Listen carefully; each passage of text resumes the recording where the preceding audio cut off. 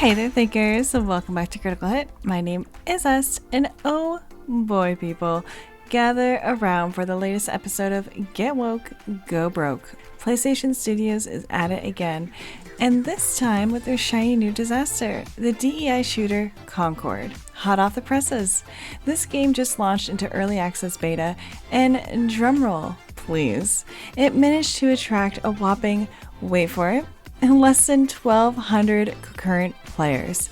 Yes, you heard that right. Not even 1,200 people were intrigued enough to check it out at the same time. You'd think with all the hype and virtue signaling, they'd pull a little more interest. But no. Instead, they managed to scrape together a player base that could fit comfortably in a high school gymnasium.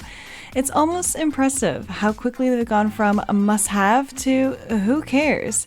So here's to you, PlayStation Studios, for proving once again that sometimes trying to be trendy can backfire spectacularly.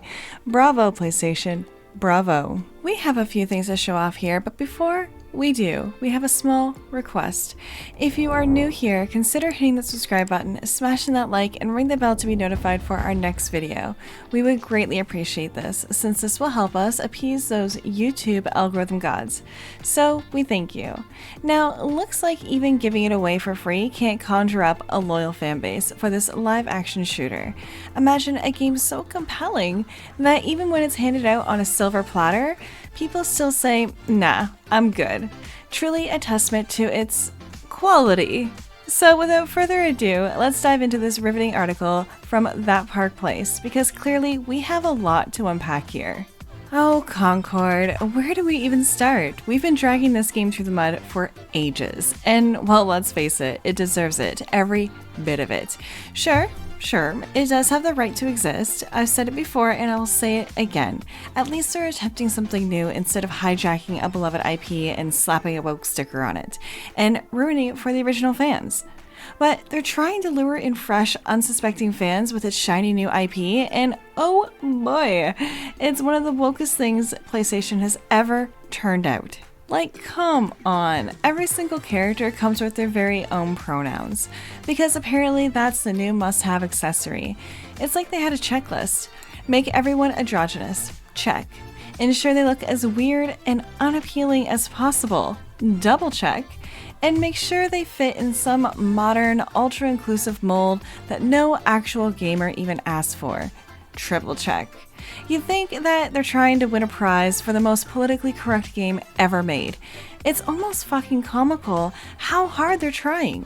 Instead of focusing on compelling storytelling or innovative gameplay, they're busy ticking off boxes on the diversity checklist.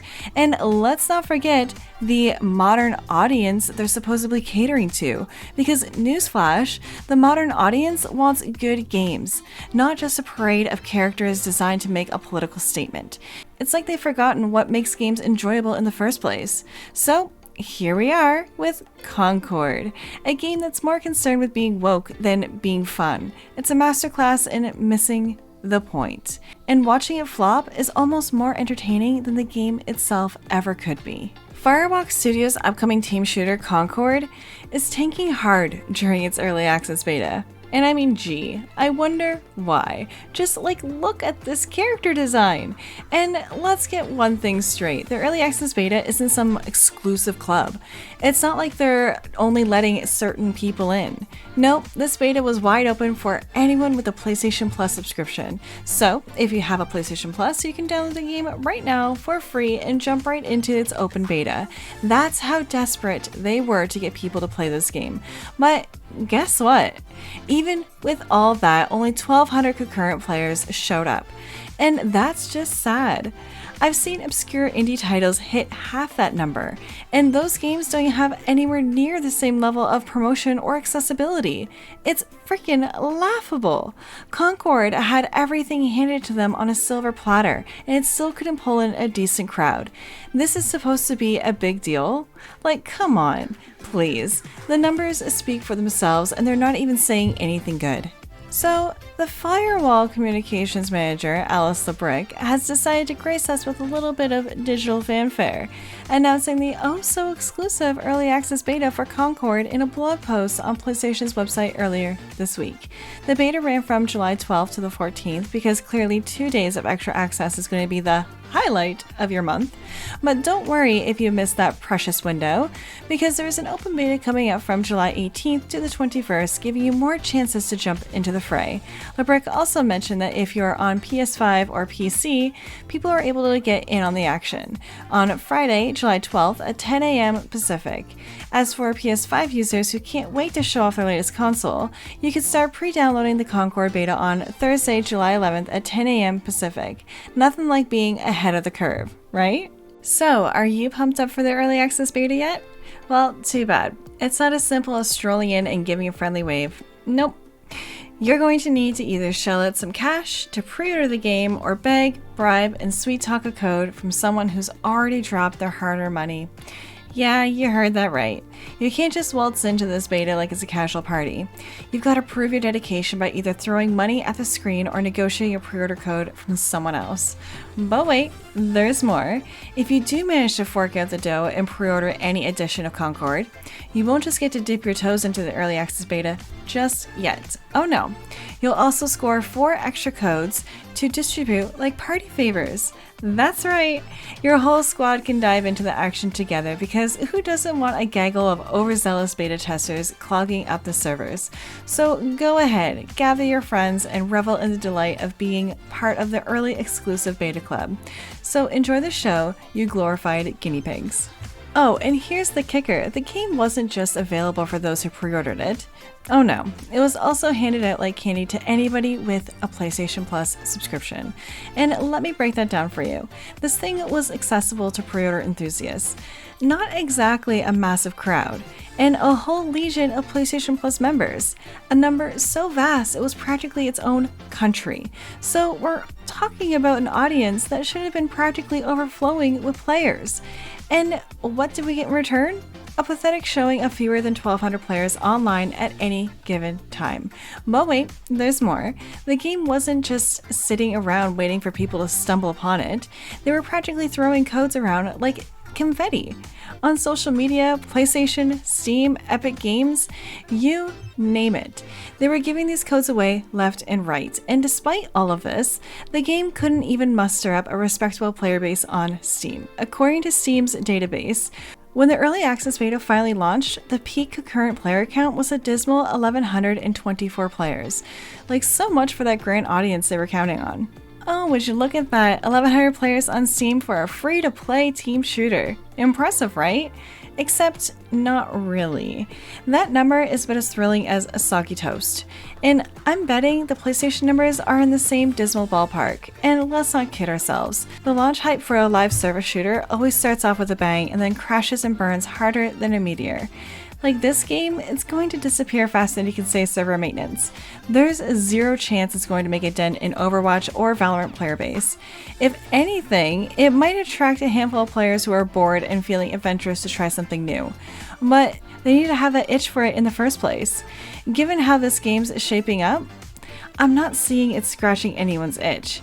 It's more likely to be a blip on the radar for those already invested in better games. In fact, gamers who have played the early access beta do not seem to be impressed by this game. Shocker! YouTuber Endymion shared his thoughts on X, saying, overall, not impressed at all. Not sure what Sony is going on here with this, and generally concerned if this game will do well or flop.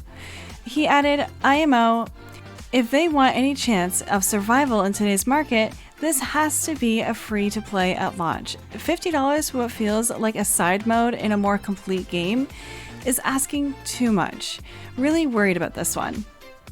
So let's break this down. It's not even a free-to-play game, which just makes the whole thing even more absurd. Like, don't you think? This game should be absolutely free. I mean, if you're trying to elbow your way into the market of free-to-play shooters and you want your player base that can compete with those games, then charging people is just fucking ridiculous. Your competition is offering their games for free, so logically, you should be doing the same if you want any shot at attracting those players. But no, they're hell-bent on milking you for every last cent that they can get. They've apparently decided that they'd rather push for the $50 to $60 upfront price tag instead of following the trend of free-to-play games. They must be under the delusion that people will fork over the cash and stick around for the long haul, despite knowing full well that players are probably going to drop off like flies once they realize the game isn't even worth the investment. So despite the fact that they're betting on the short-lived player base and the inevitable exodus of players, they are clinging to the hope that they can at least make a decent chunk of change from the initial purchase price before everyone heads for the hills. YouTuber Dreamcast Guy perfectly summed it up by calling this game Walmart brand Overwatch, and honestly, that's being generous.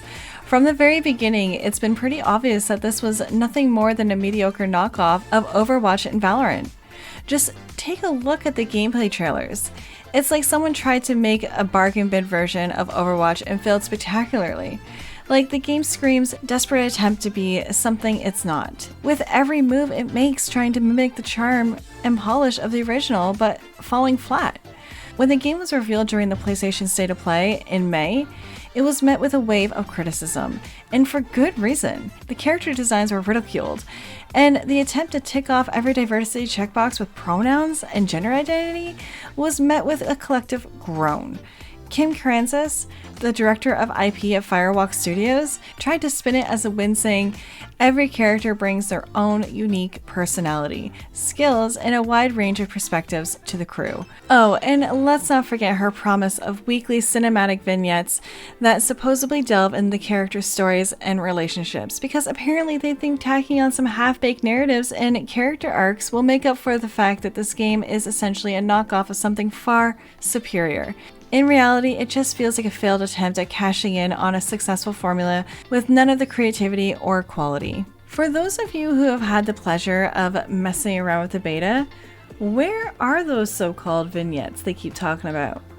They're pushing these story vignettes like they're their holy grail of gaming right now. Why? Probably because they know that Overwatch bombed with its PvE mode, so they're trying to lure in that letdown crowd with promises of riveting vignettes. But here's the kicker. Are these vignettes even in the beta version you're playing? My bet is they're not. They're probably holding out on putting them in the beta to avoid spoilers, which is just a fancy way of saying we're not ready and don't want to deal with the backlash if they're not up to snuff. And let's not forget their grandiose claims about vignettes being delivered daily or weekly. Like, really? I wouldn't hold my breath. It's a classic move. Start off with a flood of content to grab your attention, then as soon as the initial hype dies down and the money flow isn't as strong, those vignettes will start to dwindle. And before you know it, you'll be lucky if you get one a month. They're basically setting up a perfect storm for inflated promises and underwhelming delivery. So don't be surprised when the vignettes dry up fast and you can say, cash grab. However, those are my thoughts on this. Let me know your thoughts in the comments below. And hey, before you go, subscribe to our channel, smash that like button, and ring the bell to be notified for our next video. As always, this is us, and I'm signing off now, so I'll see you in the next one. Toodles!